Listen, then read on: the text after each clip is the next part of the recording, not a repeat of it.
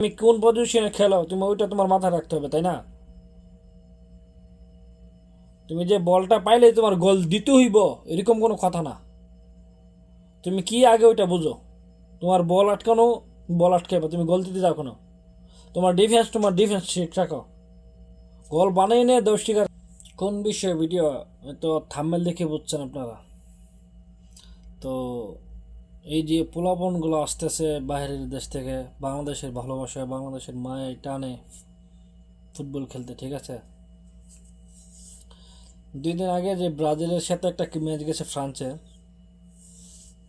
ব্রাজিলের অনেক ভালো ভালো প্লেয়াররা কিন্তু বলতেছে নেইমারের এক পায়ের যোগ্যতাও রাখে না যে স্কোয়াড ব্রাজিলের, ঠিক আছে? আমার মতে বাংলাদেশের হামজার এক পায়ের প্লেয়ারের যোগ্যতা রাখে না। কেননা 2 দিন আগে যে ভিয়েতনামের সাথে খেলছে, আপনার ফাহিম যে কাজটা করছে, এই যে 2টা গোল কিন্তু মিস করছে, এটা তো দেখছেনই আপনারা। আর কি বলবো, বাংলাদেশের সিন্ডিকেট কত খারাপ। আর যে কাবরেরা, ওর কথা আর কি বলবো, ও তো টাকার গোলাম, ঠিক আছে? আর বাংলাদেশ ফুটবল ফেডারেশনে যারা যারা আছে তারা তো আমাদের বাংলাদেশের লোক, তাই না?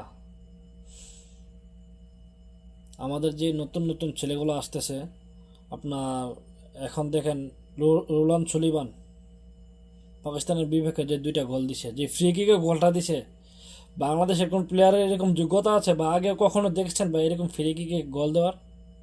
দেখেন নাই। আর কি বলবো,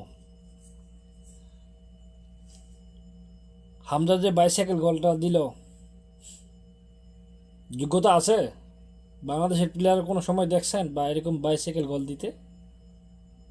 অতএব এই ছেলেগুলোরে ধরে রাখেন, হারাইতে দিয়েন না, স্কোয়াডে রাখেন। টাকা তো কম চুরি করে খাইতেছেন না, কোটি কোটি টাকা মাইরা খাইতেছেন। ভালো একটা কোচ আনেন, এখনও সময় আছে। বাংলাদেশের ফুটবলটারে ধরে রাখেন এবং প্লেয়ারগুলো ধরে রাখেন। আর যে বাংলাদেশের যে ফুটবলাররা আছে, রাকিব হোসেন, আচ্ছা ওই কি 10 নম্বর জার্সি পাওয়ার কোনো যোগ্যতা রাখে? মানে কি বলবো, বলার মতন কোনো ভাষা নাই।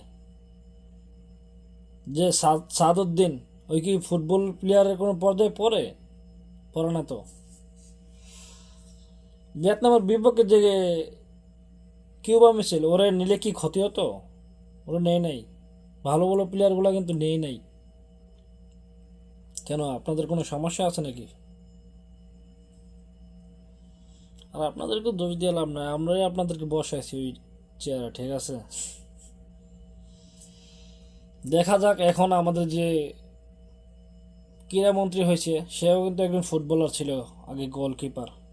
দেখেন এখন উন্নতি করেন কিনা। আপনাদের কাছে এই মিনিটে একটা কোচকে চেঞ্জ করেন এবং ফুটবল ফেডারেশনের যে লোকগুলো আছে সিন্ডিকেট ভাঙেন।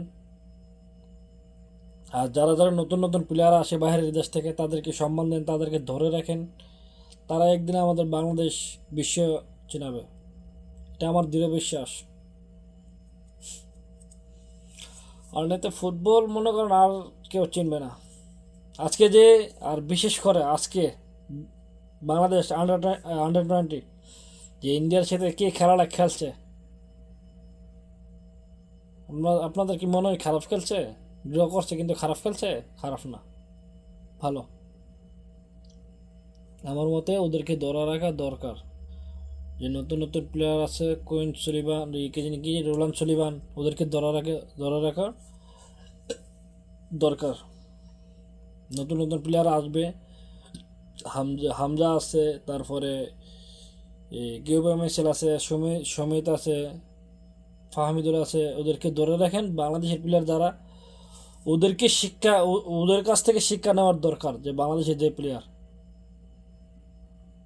ওরা যে ফুটবলার, ওরা কি বুঝে খেলে ঠিকই, কিন্তু বুঝে, আমরা যা বুঝি আল্লাহর রহমতে, আমরা তো খেলা দেখি, তাই না?